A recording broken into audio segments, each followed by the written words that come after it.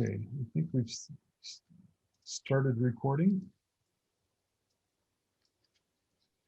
Okay, let's get started. So I'd like to welcome everyone to the May 13th Cardea Users Group meeting.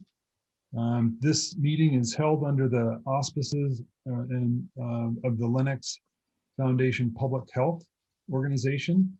And so there are a number of things we want to go over before we get too far into the meeting. The repo that we're operating under currently is hosted by Indicio Tech, although it's planned to be converted into a Linux Foundation Public Health repo. But so all of this should be considered part of the Linux Foundation's Public Health Initiative, and the rules of conduct and so forth are governed by the Linux Foundation. Before we get too deep into things, let's go over the antitrust policy. The Linux Foundation has an antitrust policy. We'll add this link to the meeting minutes, which basically indicates that we're trying to comply with the applicable antitrust and anti-competition laws of, or antitrust competition laws of other countries, the antitrust laws. The code of conduct of meetings needs to be done in a way that doesn't discuss things like policies, price levels, price changes, supply chain matters that might be considered to be part of the production of or procurement of product. And so we're trying to avoid those types of discussions. If you have any questions about the Linux Foundation antitrust policy, please don't hesitate to contact your own counsel, or if you have if you have questions, you can also contact the legal counsel of the Linux Foundation, and their contact information is included here at the bottom of the antitrust policy. So if you have questions, okay. So anything, if you feel like we are violating those policies, please bring it up during the meeting. We are adhering to prepared agendas, and we keep minutes of the meetings and are available for all participants to review. So that's kind of the background for that. We conduct the meetings we have a modified code of conduct, a contributed code of conduct, which we have copied from the Aries code of conduct, which is a derivative of the Linux Foundation's code of conduct. The Linux Foundation code of conduct is rather focused towards events. And so this is adapted to reflect the nature of a more of a working group around a project and code. And so the overall overview of that is that we are welcoming and inclusive, not only in our language but in our writing, that we respect other people's ideas.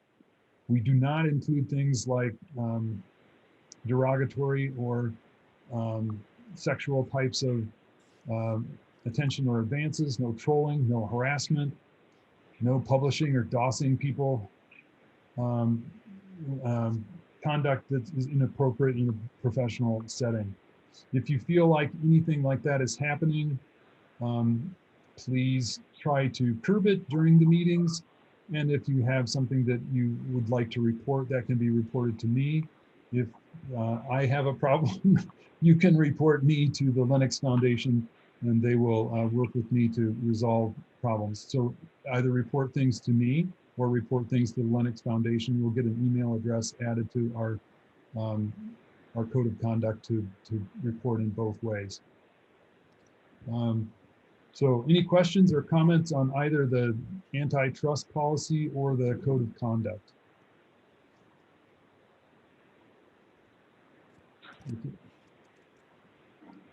If you've participated in other Linux Foundation meetings, there should be no surprises about either of these two items.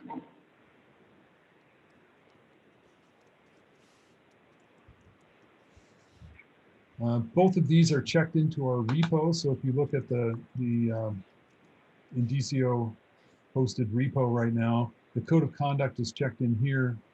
The Linux Foundation antitrust policy is hosted at the Linux Foundation, and we'll provide a link in the minutes. Okay. So we want this group to be welcoming and open to all to participate, both to contribute or to monitor and benefit from this. We'd like to give a brief overview of the current project. And for that, I'll turn some time over to Heather Dahl, the CEO of Indicio, and to Adrian Sanglier, who is a representative of CETA. Thank you, Ken. I want to welcome and thank everyone who has joined us today for this terrific turnout. I think we all have in common that we're looking, one, to help move the world back to a more normal situation with the facilitation of health data in a public and user individual controlled manner. But I think the person here who has the most to share on their thoughts that helped lead us to the point where we are today, who is truly the inspiration behind getting this group and achieving the goals that we have to share this group and our mission together, is Adrian. And Adrian's going to talk with us a bit about why they took at CETA very early on the approach around verifiable credentials, around having the ability for an individual to provide consent when sharing their health data, and the longer term vision about how this benefits everyone in general, including the public health community, and connecting them with industries outside of the traditional groups that they operate. I do have a video that CETA put together talking about their approach that they used on a recent trial that I can play when Adrian would like me to, but I'll turn it over to you, Adrian, to set up our conversation today. Okay, thank you very much, Ken, Heather. So very happy to be here today.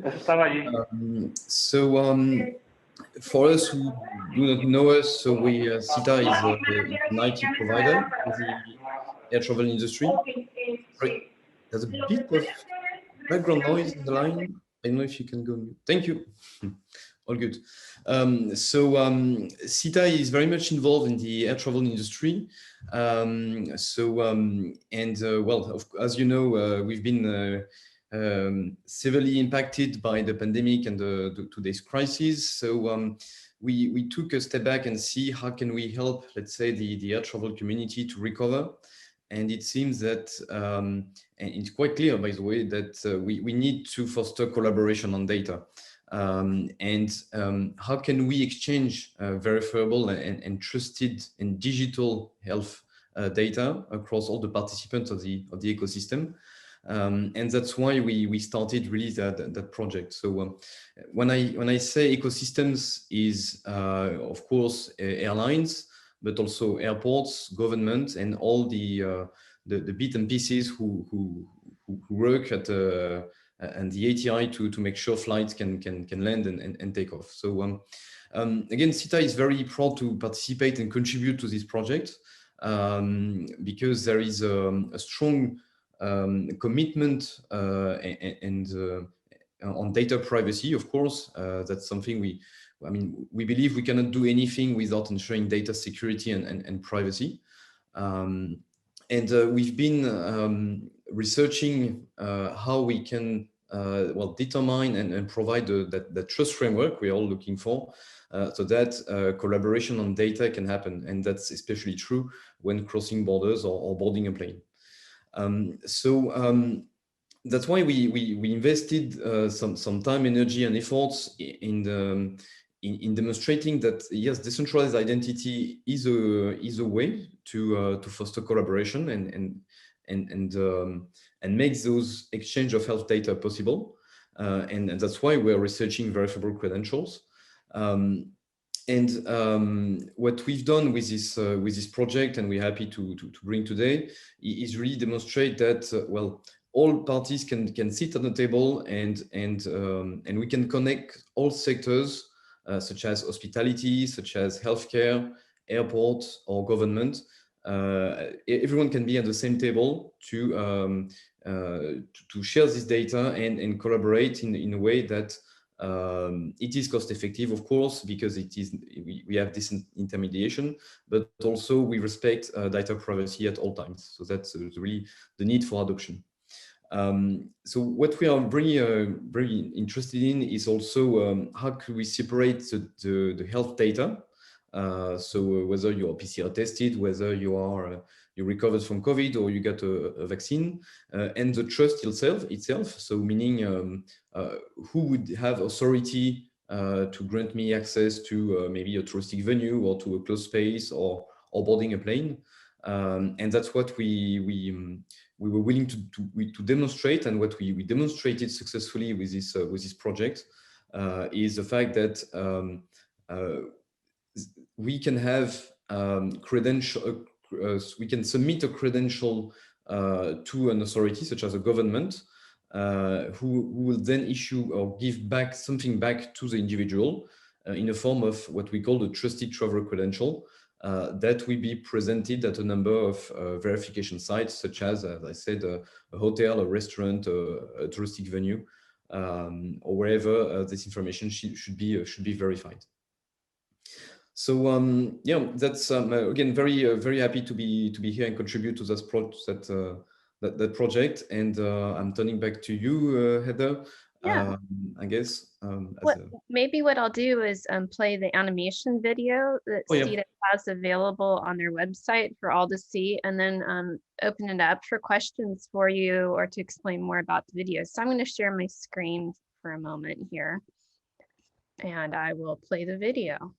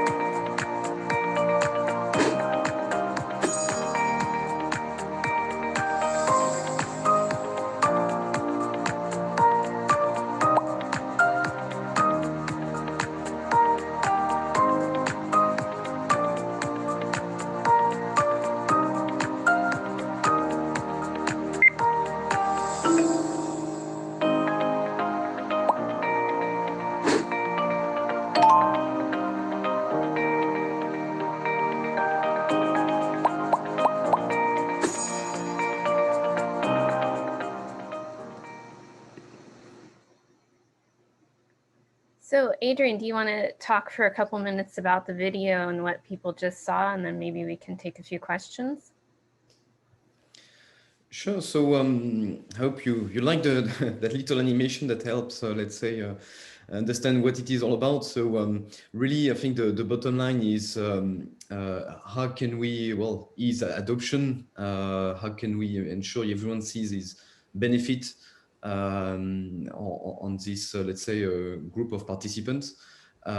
What's really important is we've had excellent feedback also from the participants of that of this trial, saying that, for example, hospitality won't have to see any sensitive data such as health, but also healthcare providers are extremely happy to be part of it because they don't have to manage a big centralized database full of sensitive information again.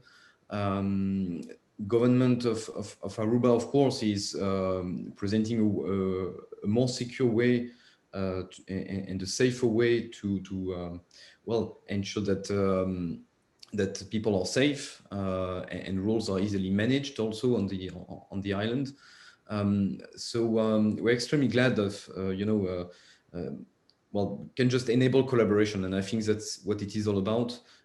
When we need to share trusted information across multiple parties and diverse parties.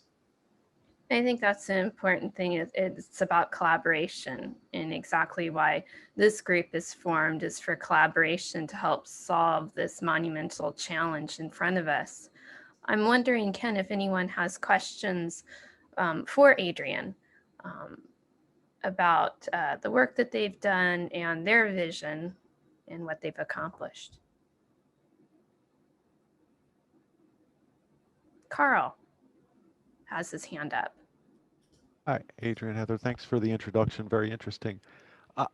As the chair for the Trust over IP ecosystem working group, I'm curious if there's any way we can create a link to the work that's going to come out of this program, or is the trust framework going to be sort of aligned with Trust over IP? Is there any concern? I know that CETA is linked in with Sovereign, and they're creating their ecosystem in the Trust over IP framework. So I'm just wondering if there's an opportunity to promote this program and through Trust over IP with you guys. Sure. So thanks, Carl, and nice meeting you. So thanks for the question. I think it is a very good point. Our main objective really on this project is to determine really the trust framework and see, what do people really need to trust the other parties, and what it takes to foster collaboration. So then, of course, yeah, the next natural, let's say, step is how can we formalize this, and what you do on the trust over IP is, of course, very interesting. So yeah, I definitely see a bridge into those two let's say initiatives. Maybe ours is more technology oriented. But I think it's an interesting step in well, determining that trust frameworks, and how can we formalize that. So, so short answer is yeah. Thank you. And in Trust over IP, we have the Good Health Pass folks, we have the CCI folks, and the healthcare ecosystem folks. So I think alignment would help bring clarity to the industry as a whole, and probably help foster the objectives here. And just one closing question. So this is already built. Did you guys build it? You built the software? Who did the development? So it is a joint initiative with Indicio. So Indicio did really the development, and let's say we provided, let's say, the know-how of the industry and let's say some few technical advice also. So yes, that's this is running software which is built here. Thank It was you. a collaborative effort between Indicio, CETA, and the government of Aruba, with full cooperation between the parties in order to make it successful. I'm glad they cooperated.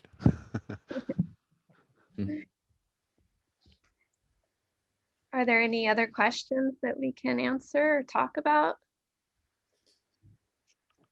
One of the other objectives I'd like to throw in was that to make the integration effort more loosely coupled so that there isn't a direct integration between the health professionals and the government of Aruba. Because we use the verifiable credentials data model and protocols, we're able to decouple those two and make for an easier adoption by both sides. Is And is the IATA framework correlated to this project in any way? Right. So, Mhm. I guess that's more a question for CETA. So, I mean, Yes. that's another international organization that's tackling a similar challenge, right? Right. So CETA and IATA are naturally collaborating also in that space. IATA is more focused on border crossing. This initiative is more focused on how can we envision a credential that will be reusable beyond travel. So meaning I can use that credential for travel, of course, but also to check in at a hotel, to rent a car, or to go into, let's say, a touristic venue. So I would say one would fit the other, in a sense. Thank you. And I want to thank, as we move to the next item on the agenda, thank CETA for taking this leadership role. What they were committed to do and what they did with their Aruba announcement last week was show that you can use this approach, you can develop the technology based off of a lot of the work that the community has done over the years on verifiable credentials, and you can deploy it for people to use, in this case, their vacation at the airport, at the casinos, at tourism venues, and it actually works, and it's something that they can download and interact with, and that it's not a philosophical discussion on slideware, but it's actually been deployed and tested, and that was a tremendous accomplishment, I know, for Adrian and his team to do that, in especially working through a pandemic and all the requirements and everything it took to run such a trial was more than your usual trial environment. So I give his team huge amount of credit for accomplishing that goal in the time frame that they did with as many partners involved. So I want to thank Adrian for being here, for taking a leadership role in this community and helping bring what CETA has learned along the way, and hopefully informing everyone as we try to bring our world back to a better sense of normal for all of us. Thank you, and I'd like also to recognize, you know, the very high level and fruitful collaboration also with Indicio, because all the technology, I mean, that was absolutely let's say needed, and that was the essence of what we've done for this project. So wouldn't have been possible with you and your team. And I know we've been into the same pandemic, so with all the same challenges. So yeah, a big thanks also to the team. Yeah. And we're happy to bring this community together so we can collaborate and continue to move forward. Looking forward to it. And just a quick remark also, we also took a very let's say highlight on interoperability. Of course, all the technologies are, let's say, following standards that you know. So our main question also is also how do we ensure it will work with other data schemes, other passes. So that goes with your question, Carl. Also is we need to ensure. I mean, it can live with other, let's say, healthcare passes or data schemas that will, let's say, have to live all together across the world, because well, the ATI is global, so that's something we need to keep in mind, is interoperability for all those initiatives.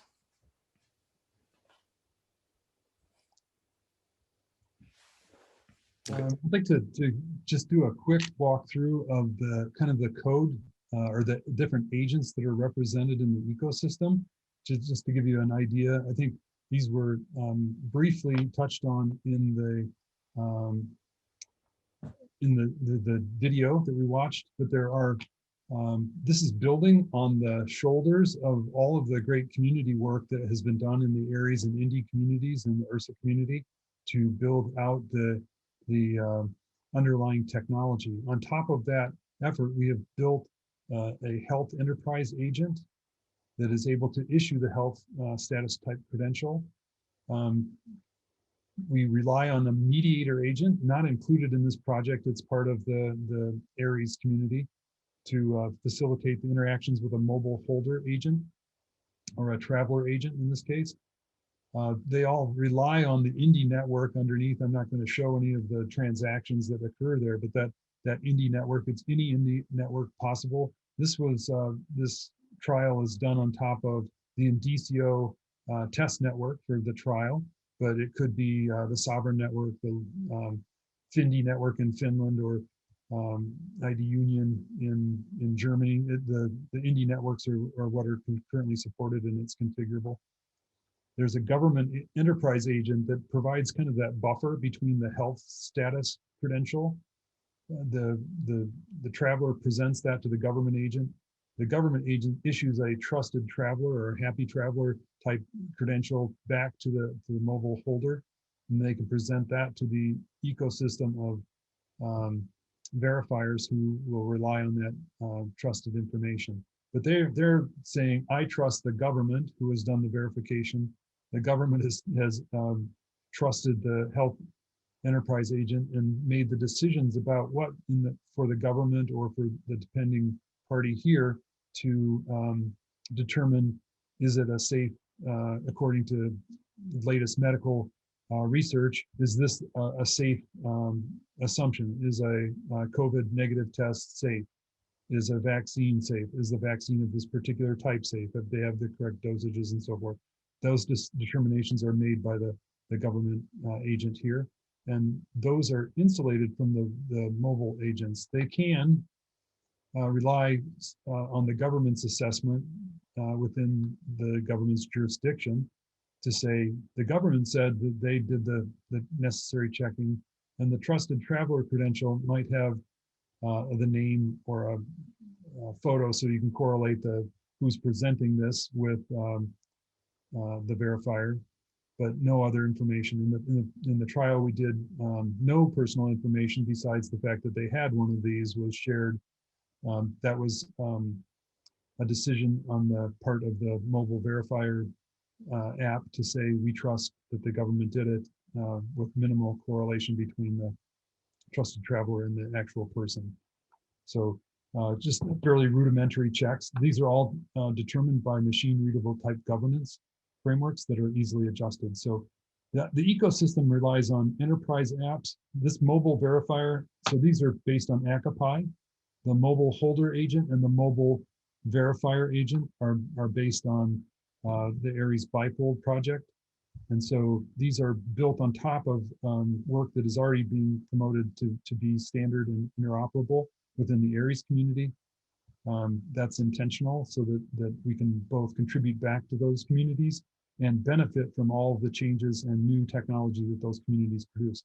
Next week, we will do a deeper dive into the more complex organization of what a health enterprise issuer involves. It's not simply an agent. There's UI, there's some API support and things like that. But we'll go into a deeper dive on that. I just wanted to give a brief overview of kind of the ecosystem. Are there any questions on kind of what the project has done so far and how it's organized and what agents there are? There's a question in chat from Jacques. Ken, I have never heard of a mediator agent. Is it similar to the roles of a cloud agent? Mediator agent is a agent that's functioning mostly like a router, and it allows for a mobile agent, which might be hosted on a phone that doesn't have a permanent endpoint, to be able to communicate with another agent. So the health enterprise agent can send a message to the mediator agent. The mediator agent has a connection that moves or may be intermittent with the mobile agent. The messages can be picked up here. When a reply is sent back from a holder mobile type agent, it can be sent directly to the other agent because it has a fixed endpoint. But this functions as a store and forward or a kind of a router. It's based on DIDCOM, a secure protocol to encrypt the messages here. The mediator agent cannot actually see the contents because they are encrypted for this layer between the health agent and the mobile holder agent, but it is a secure form of routing to allow for roaming devices that have no fixed endpoints to maintain connectivity in a system that's fairly dynamic.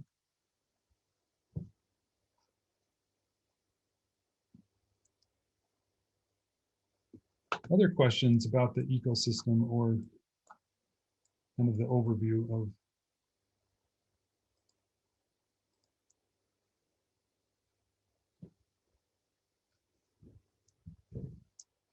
if not, we can go on to kind of our next topic, which is the users group organization. Currently, there are two co-chairs of the working group, the users group.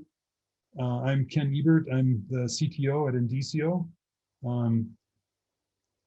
Prior to founding Indicio, I worked at the Sovereign Foundation as a software architect and worked on open standards such as the verifiable credentials data model at the W3C, and worked in Aries in Indy and to a limited extent with the URSA working groups to help establish standards and promote decentralized identity. Prior to that, I worked in the medical technology area, worked on large-scale analytics and master patient index types of problems, identity for patients in the medical space. This has been an area of keen interest for me, and so I'm happy to be here and work with the working group to try to create a solution that will be broadly usable and interoperable across the world. Our co-chair is Keela Shatskin. And Keela, would you like to introduce yourself? Sure, thanks, Ken. Hi, I'm Keela Shatskin. I know Ken from his time in that medical analytics system. I've been working in health information exchange for well over 10 years now, and primarily focus on solving data exchange challenges. Of course, that comes with a framework of privacy and security based in the US, which is around HIPAA regulations, but others as well. And that's both at the health information exchange level, which is local information exchanges, but then also a national framework, at least in the US, for doing that. Of course, the US health system is very disjointed. And so this becomes a really big challenge for us. There's a lot of new regulations that are trying to promote the use of apps, and those come with new technical infrastructures as well. So this fits very, very nicely into my healthcare experience, and Ken and I are excited to bring sort of the IT and the health world together to tackle this challenge. So we'll be alternating hosting of meetings. I'll be hosting the next meeting, and then Keela will take the meeting after that, and we'll try to rotate that through. We do invite everybody to participate, and if you have comments, don't feel shy about asking or speaking up. We're trying to get participation not only inside the United States, but around the world, because as Adrian mentioned, this is a global problem. And the more interoperable we can make the solution around the world, the more useful it will be and the more benefit everyone will derive. So we're pretty excited about that. There is also a steering committee that is meeting monthly. Currently I think there are 5 organizations represented on the steering committee. Is that correct, Heather? Yes. Yes, and so we'll be, those meetings will be held separately on a monthly basis to help keep the project on track and to avoid going too far into the weeds. Ken, we have a question in the chat from Steve that says, down the road, will there be a desire by contact trackers and tracers to trace outbreaks? Thoughts on the regulatory environment that would require or could require this? So I've given a great deal of thought to the contact tracing problem. There are mechanisms that are privacy destroying, and there are mechanisms that can be put in place to preserve privacy. Use of identity escrow is one mechanism to do that, to provide both the traceability without revealing people's identities unless there is an event such as an exposure at a venue or something like that that could require the release of the information from escrow. But there are mechanisms like that that can help accommodate the ability for contact tracing without basically turning the program into Big Brother, monitoring every use and movement of a person. So in order to accomplish contact tracing, some information must be retained in order to provide that. If it can be done in a privacy preserving way, that was my preference. And I think that's a good topic for discussion. We can perhaps put that on a future agenda to bring that up as something where we want to cover potential mechanisms or reasons why or why not contract tracing might be applicable and the governance that might go around them. So I think it's a complex topic worthy of exploration.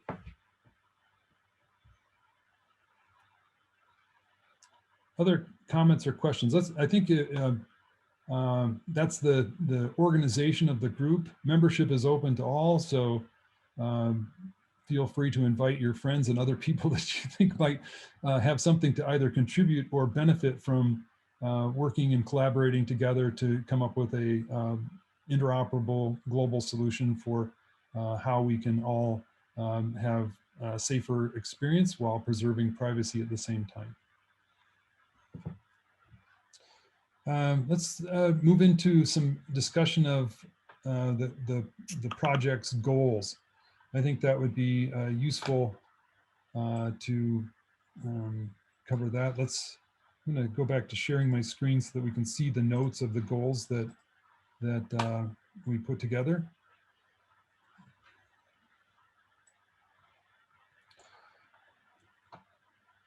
So one of the goals that I have for the project is for it to be interoperable.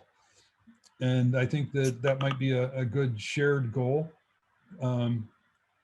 Interoperability is an important consideration. If we make a bunch of siloed solutions, then it will be a very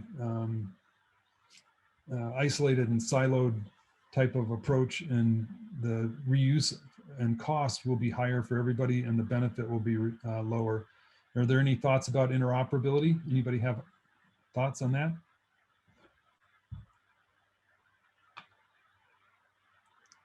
You don't have to raise your hand, you can just blurt it out. And I'm gonna wait for a full 30 seconds till I get the first comment. I have a question. So with interoperability, one of the things that's kind of holding Hyperledger Indy back is the W3C verifiable credentials model isn't the most, the Indy implementation isn't a direct following of the approved model. So with interoperability outside of the Indy system, how are we thinking about tackling that? So your question is two parts, and I like your question. The first part is how about interoperability beyond Indy? Is that a goal? And your second part is how do we achieve the goal? How do we achieve the goal is, I think, also a necessary step. But do we have a goal to be interoperable beyond Aries and the current, basically the sovereign Indy model that was established prior to the W3C standard coming out? And should we try to move beyond that? I think that's in my opinion, that's a good goal. Are there other thoughts about that, or should we stay within the Aries current model? If I could ask, I'm not familiar with Aries, and I don't do very much work in Linux at all. But the question that deployers of networks and things like health networks or whatever ask is there data data interoperability? In other words, is the data system, the security system, transferable into another program that can read it, or is there complete interoperability? Most people go with data rather than complete these days. For all kinds of security reasons and ease reasons and that kind of thing. So are you thinking along those lines, or can you clarify a little bit more? So I think one of the goals would be to interoperate according to using verifiable credentials. That provides a common mechanism for representing the data in an interoperable way. Dev's question was, how about the format? The W3C format isn't the W3C verifiable credentials data model doesn't actually specify the exact format. It's a data model. And so a JSON representation is quote unquote compatible with the data model. Dev's question is, most people are assuming that the JSON LD representation of the data model in the W3C examples should be considered a standard, and should we try to adopt and interact using that data model rather than the JSON model that that currently is used by the Indie Aries community. I think that that's a positive goal and should be included in our work to try to conform with that JSON LD format to make it even more interoperable than it is within the Aries community right now. That would open up the interoperability to communities beyond the Aries and Indie community as they're presently constituted, and allow for greater interoperability around the world. So are there opposing viewpoints on that, or people who have other comments that they'd like to make about the data model or the representation, the JSON LD representation? So one thing that comes to mind from the health side is that the international standards are now shifting toward FHIR, F-H-I-R, which are either XML or JSON-based structures, but dictate the layout of that data. And I think that it would be important for us to at least explore how we ensure that there's the plug-in to that international health standard so that we can ensure interoperability, especially if we're talking about health data as it relates to this exchange.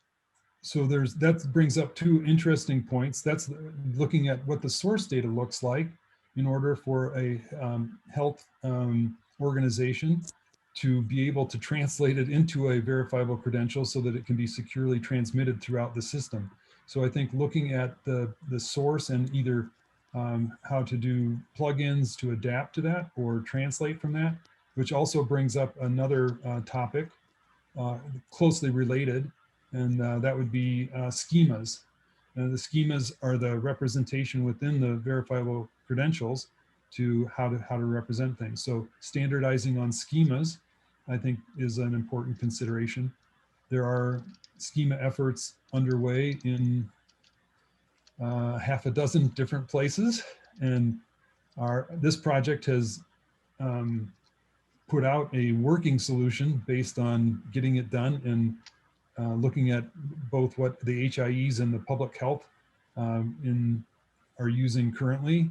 And but I recognize, I think that we need to look at some of the other schemas that are being proposed and see if we can come to greater interoperability on the schemas as well. So source data from FHIR or other types of representations, the HL7 representations, looking at the historical representations there, and then looking at FHIR as well. So those are the source. The schemas dictate what they might look like once they're translated into a verifiable credential.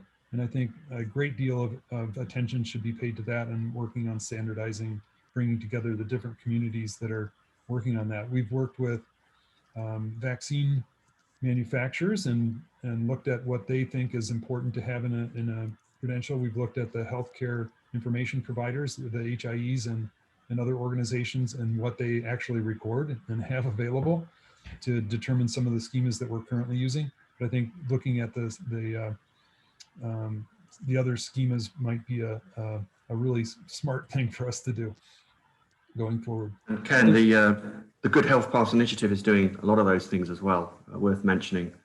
Over here in Europe, the European Union Green Pass is working very closely with the CCI COVID Credentials Initiative and the Good Health Pass initiative to try and achieve many of the goals that you've just mentioned there. So that it's worth people checking out those two things. Good Health Pass and I'm sorry. CCI. COVID, yeah. COVID Credentials Initiative. Sometimes I can get a moment of brain stall and forget my own name. But so if I write something wrong or if somebody's taking notes and it's not got it quite right, go in and. That's right. Yeah, that's good. The Good Health Pass Initiative, it's called, and that's like an international standards organization. I actually was looking at a very good webinar done by a guy called Gabby Whitehead, I think his name was. He's the Dutch, working with the Dutch Ministry of Health. He's very involved in the European Union Good Health Green Card. I think it's called the Green Pass. And they're doing a lot of work in this area as well. So I think Lucy put a link to that recording on the LFPH Slack channel. It's well worth watching. I watched it this morning.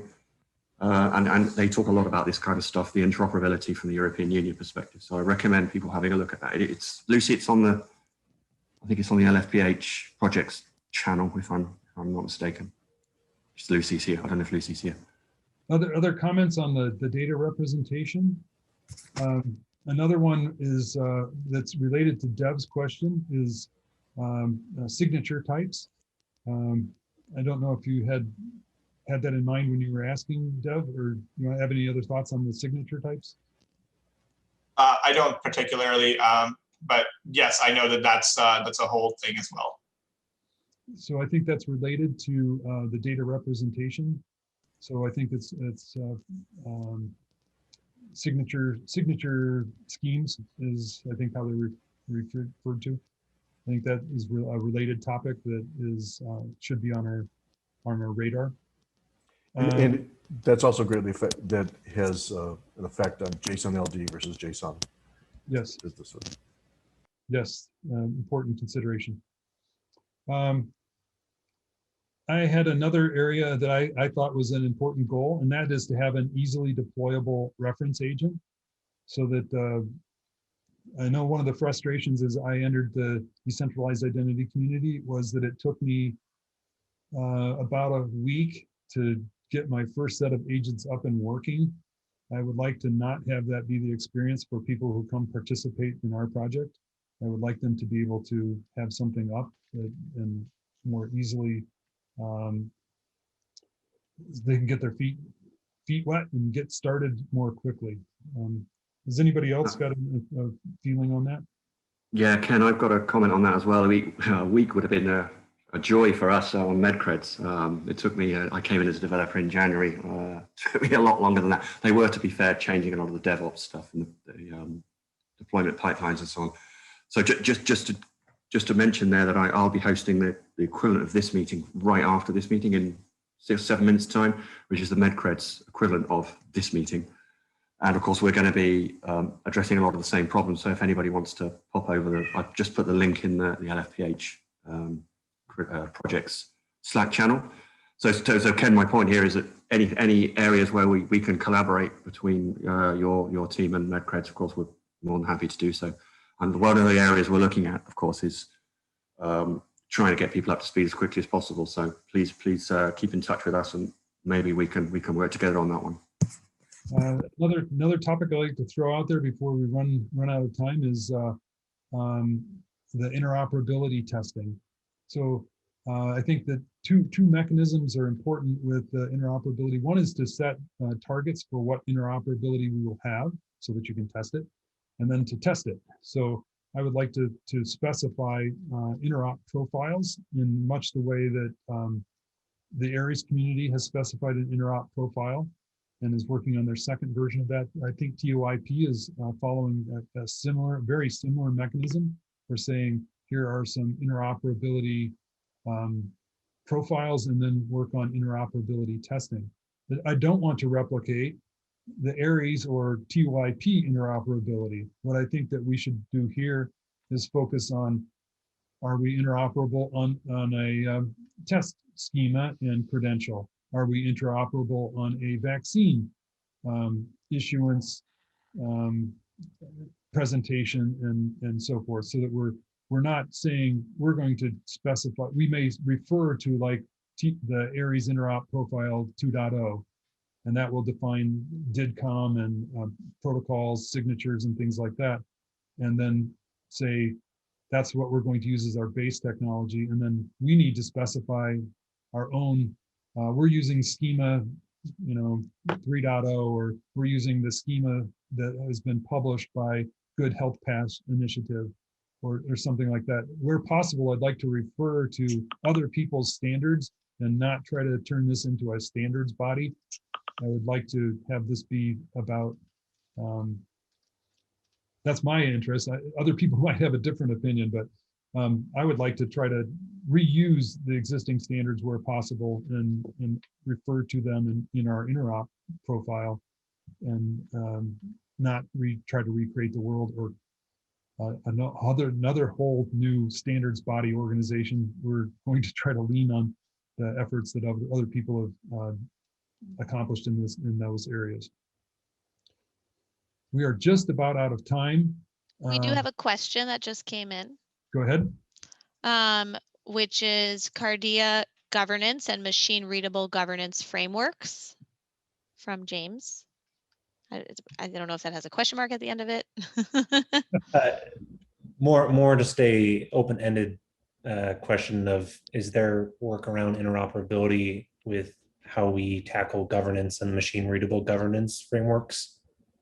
I think that's a great topic.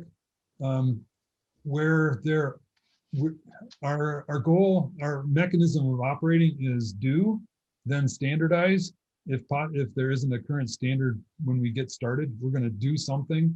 We'll work with the standards organizations and then try to conform.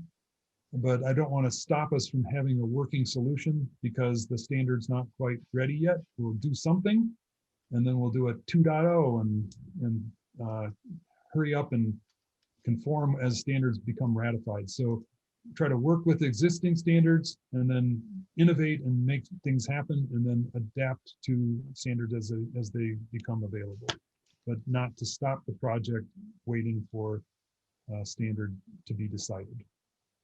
The standards inside of W3C can take from 3 to 5 years. Some of the other standards bodies move a little quicker, but that's the nature of standards, is trying to get everybody to agree on something, and that's a slow process. So we're going to try to go a little faster than that, and then adapt as the standards come into existence. We're about out of time. I'd like to thank everybody for participating. Our next meeting is the same time, same meeting location. We will be trying to move to a registration model for the meetings so that you don't have to hunt all over to find out where they are. So we'll be improving the organization of that. I have a number of people on a dedicated invite right now. If you would like more information, it will be posted in the Cardea Slack channel at Linux Foundation Public Health. And we'll try to post information about how to be well informed of upcoming meetings and how to participate and to contribute. So like to thank everybody, particularly Adrian and the CETA organization for helping get this all kicked off. Thank you very much. Great. Thanks, everyone. Thank you, everyone. Thank you. Thanks. Bye.